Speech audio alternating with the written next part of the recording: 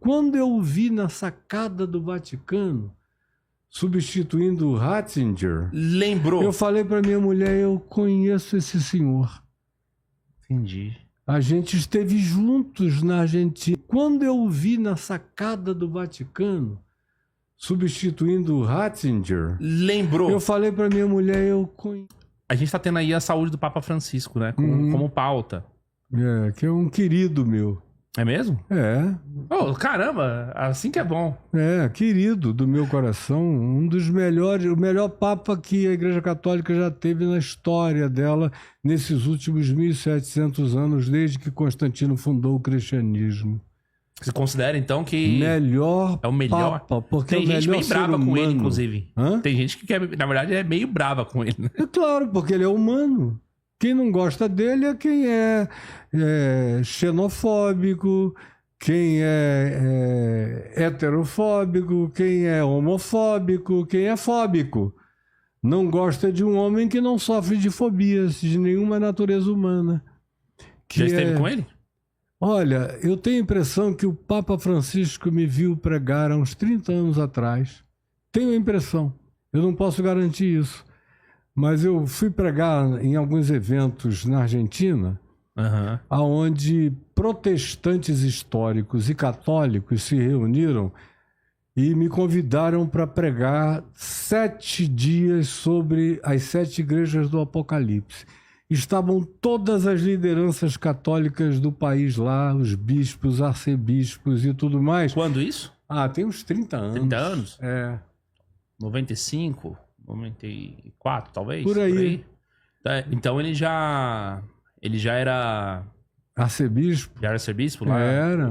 Já era o no bispo mínimo Bergoglio. Bispo, Né, Bergoglio. E aí todo dia, quando eu acabava de pregar, vinha aquela multidão de pastores, era um grupo de uns 1.500 a 2.000 líderes católicos e protestantes, vinham falar comigo, que era o pregador e tudo mais. Aí, pois bem, e toda vez vinha aquele senhorzinho alegre, feliz, que abraçava, beijava, dizia, ô irmão, que coisa linda, o evangelho é isto, o evangelho é isso. E eu, no meio daquela confusão, nunca tive nem tempo para perguntar quem era aquela pessoa no meio de todo aquele assédio de pessoas em cima de mim. Quando eu o vi na sacada do Vaticano, substituindo o Ratzinger, lembrou. Eu falei para minha mulher, eu conheço esse senhor. Entendi. A gente esteve juntos na Argentina num evento assim. Agora, isso é só a minha memória, que é muito boa, mas eu não vou assinar e registrar em cartório, a menos que eu conversasse com ele. Se em 95 o Bergoglio já era bispo. O arcebispo. O arcebispo, porque é Buenos Aires, né? É Buenos Aires. Buenos Aires. Mas era a liderança católica sentada nos primeiros bancos, junto com a liderança dos bispos protestantes, sentados também ali, eram 1.500 mais ou menos. Então, eu não tenho essa certeza, mas tenho essa suspeita. Agora, não é só por isso. Você gosta dele por causa de alguma encíclica em específico, por exemplo? De todas, inclusive daquelas em que eu discordo de alguns aspectos, mas que eu acho que 85%, 90% foram construtivamente positivas, considerando a Igreja Católica, considerando o enfrentamento da Cúria, considerando o Banco do Vaticano, considerando toda a história do século XX de corrupções dentro da Igreja Católica, e considerando a coragem que ele teve para enfrentar, e tem mais, considerando a reposição de cardeais que ele foi fazendo.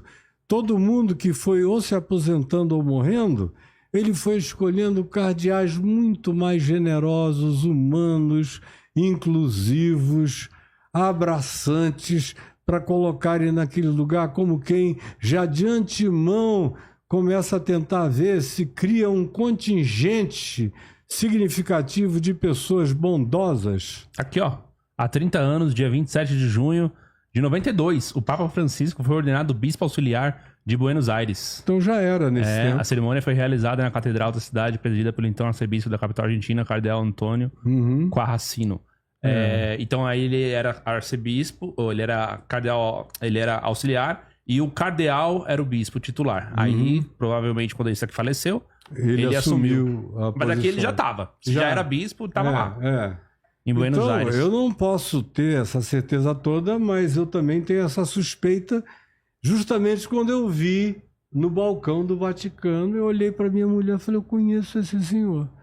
Agora, é um cara humano, que não fica julgando ninguém, que abriu mais as portas da Igreja Católica do que qualquer outro. Olha, se a Igreja Católica tivesse continuado na toada do Bento XVI, ela teria minguado, teria ficado apenas aquele grupinho de fanáticos conservadores lá dentro. Não. Foi ele. E outra coisa, você quer ver?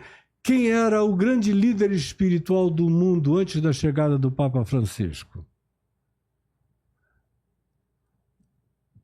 A gente teve João Paulo II, foi um grande Dalai líder. Lama.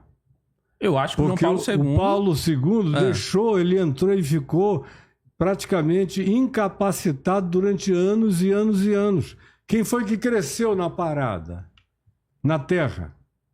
Quando o João Paulo II deixou de poder ser um papa falante, viajante, encíclico, comunicativo, quando ele praticamente ficou impedido. E mais do que numa cadeira de rodas, ficou sem capacidade de comunicação praticamente. Ele não conseguia falar por causa do mal de Parkinson, né? Então, quem é que cresceu na Terra? Quem é que se tornou o grande líder espiritual do planeta? O Dalai Lama. Aí o Papa Francisco chega, em 2 meses depois, o Dalai Lama já não era. O Francisco já tinha, outra vez, recuperado aquela aura de liderança religiosa, e aí a mídia em cima dele, ele não tinha medo de dar as opiniões contrárias à cúria, à maioria dos cardeais. Ele se levantava daquele jeitinho dele. Quem sou eu para julgar essa pessoa só porque ela não é como eu?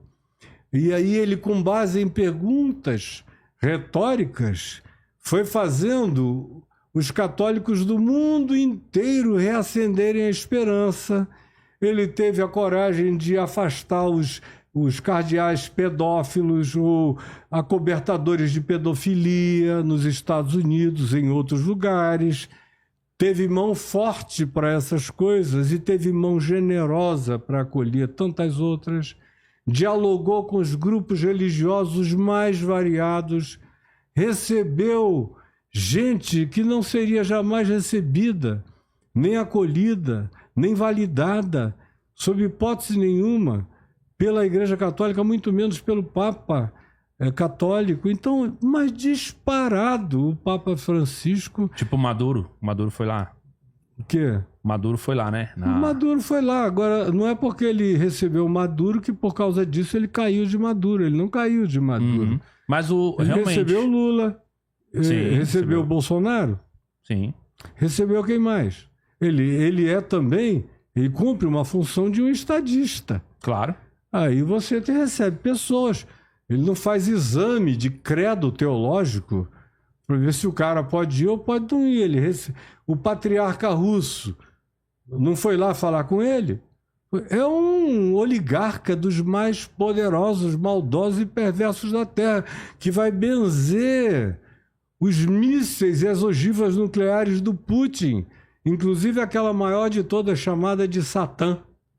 Vai lá e abençoa. Um negócio que tem o poder de explodir a Europa inteira. Então, recebeu, porque tem esse papel. Agora, o importante não é isso. Se você for julgar as pessoas por quem recebe, como é que você me julgaria?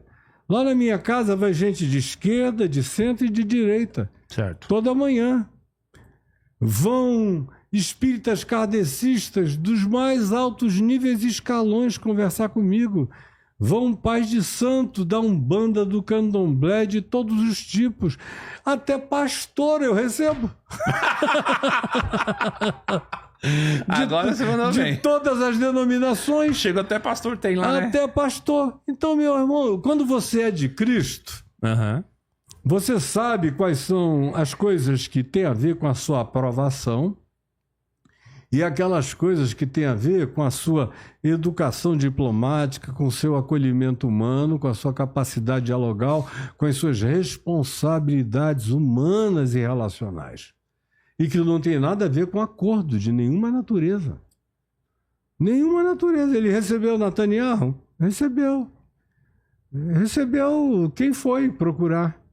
E estava no papel dele fazer isso. Do contrário, seria a negação do papel de um ser universal. Que está num lugar que quer ser a Igreja Universal Romana. A grande contradição é que se é universal, não deveria ser romana. É porque ela tem sede em Roma, né? É. E tinha que ter em algum lugar, mas não precisava nomear o lugar. Mas quando isso foi feito, era quase condição sine qua non, porque o único sobrevivente do Império Romano é o Sacro Império Romano através da Igreja Católica, que continua presente no mundo. E o indivíduo mais antitético desse Sacro Império Romano remanescente na Igreja Católica Romana foi o Papa Francisco. Foi o mais antitético de todos eles, o mais franco, o mais sincero, o mais claro, o mais humano, o mais chocantemente corajoso. Então eu sinto muito, mas ele vai partir daqui a pouco tempo. Eu não sei quem vem por aí, mas acho muito difícil que a gente tenha alguém do mesmo jaez, da mesma natureza, da mesma grandeza, da mesma coragem, da mesma abrangência, da mesma universalidade humana.